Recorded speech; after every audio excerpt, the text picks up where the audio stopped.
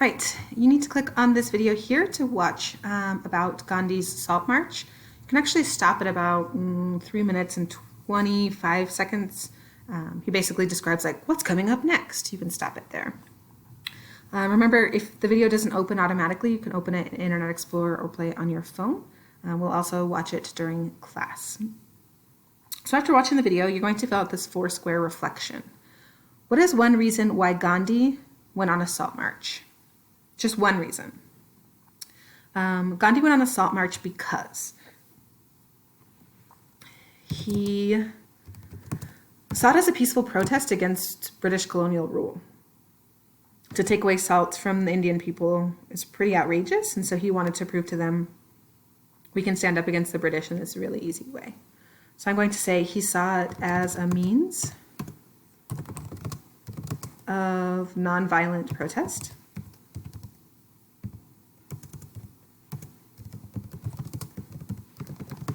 against the British rule of India.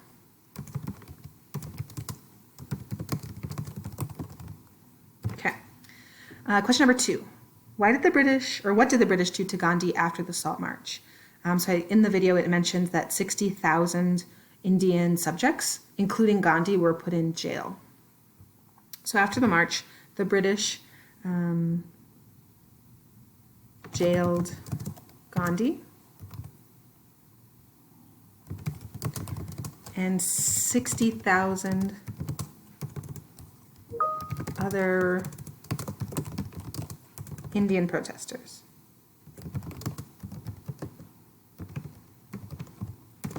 Okay. Question number 3.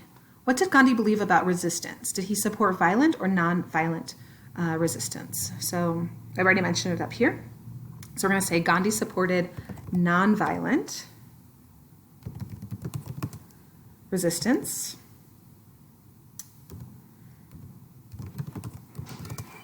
because I want you to give me a reason why he would have supported nonviolent resistance in your own words. And then last but not least, how did the Salt March change life for people in India? So what was the effect caused by the Salt March? So the Salt March changed life in India by showing the Indian people that they could stand up to the British laws, especially ones that were meant to oppress all levels of society. Imagine not being able to buy salt unless you were approved to buy salt. The taxation on it was really outrageous. And so they didn't want, they basically saw it as like, we've got tons of salt that should be rightfully ours, just go and take it. And so it showed the regular Indian people that they could stand up against that British oppression. All right, now we're going to read this article about Mahatma Gandhi and his march. So,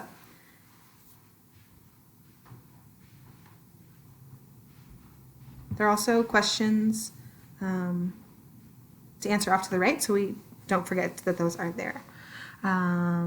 Okay, so this is Mahatma Gandhi, and we're going to talk about his Satyagraha. We talked about that a bit yesterday in the last module, that was basically the like non-violent march or protest to the sea.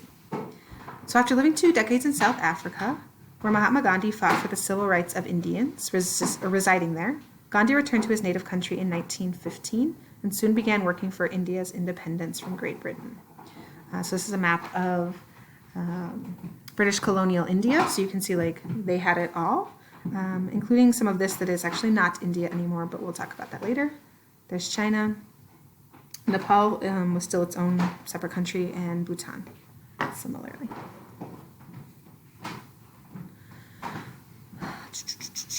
So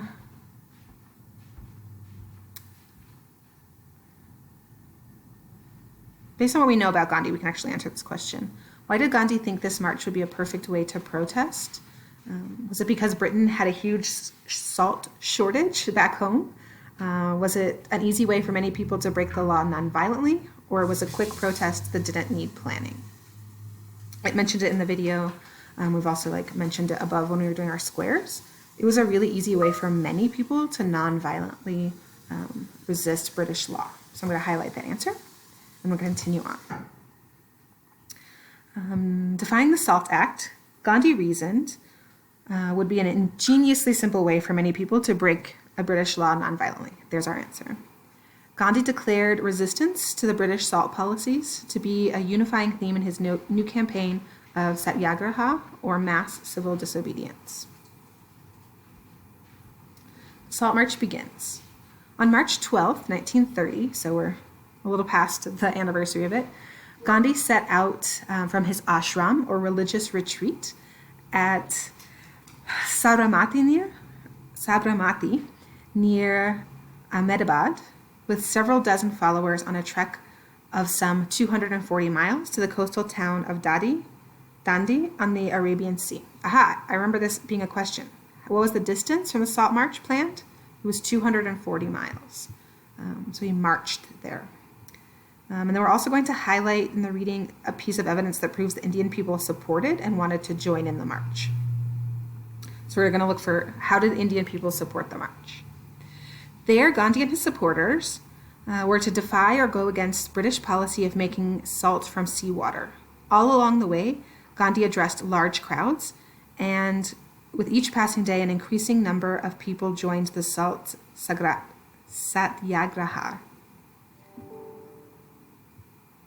So that proves it right there, that he addressed large crowds, so people are coming out to hear him speak. And he also had increasing number of people joined. In the video, it talked about the crowd stretched for 2 miles, and you saw just hundreds of thousands of people joining his march. By the time they reach Dandi on April 5th, Gandhi was at the head of a crowd of tens of thousands of people. So I'm going to highlight that as well.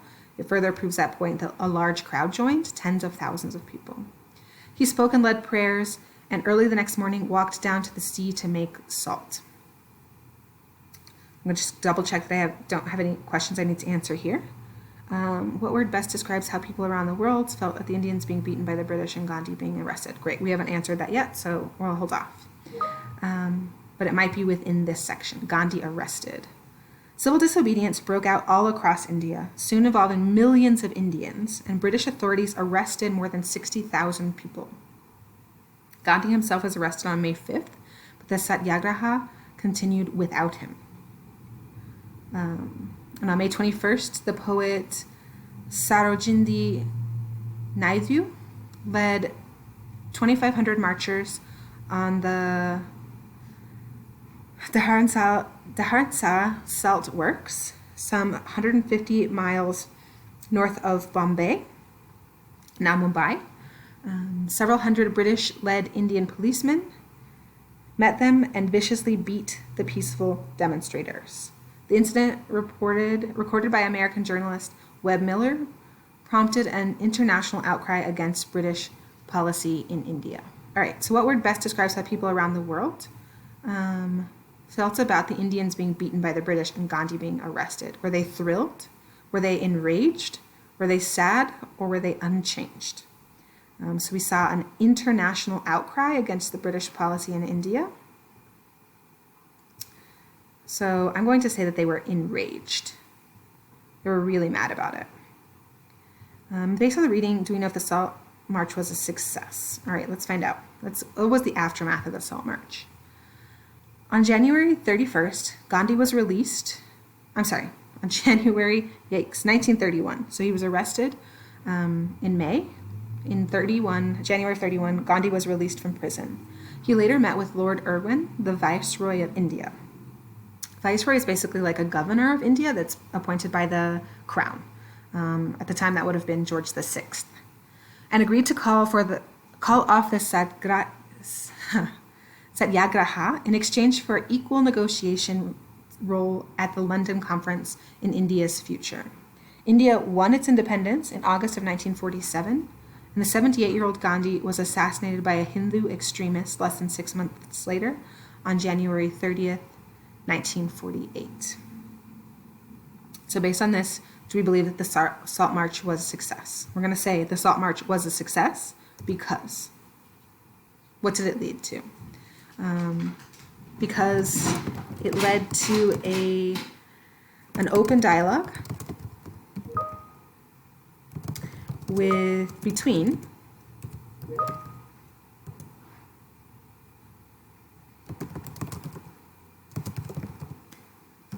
the British colonial rulers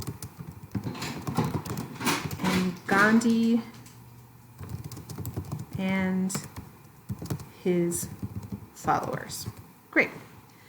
Which would ultimately lead to, this would lead to the independence of India from Britain in August of 1947. All right. This last section is the independent practice. You're going to finish that yourself, basically finding evidence from the text or from the video. Was Gandhi's Salt March successful? So you're going to fill out all of these sections. You're answering it, was it or was it not? You're going to use the article or you can use the video, your call. You're going to find evidence to support it. This document shows the point of view, etc., etc. And then you're going to move on to your mastery check, week 6, module 2 in Edulastic. Make sure you have completed all of these. So your Do Now question, the Google Classroom, the Google document finished and turned in, and your mastery check submitted. Once you've done that, you are good to go. Thanks, guys.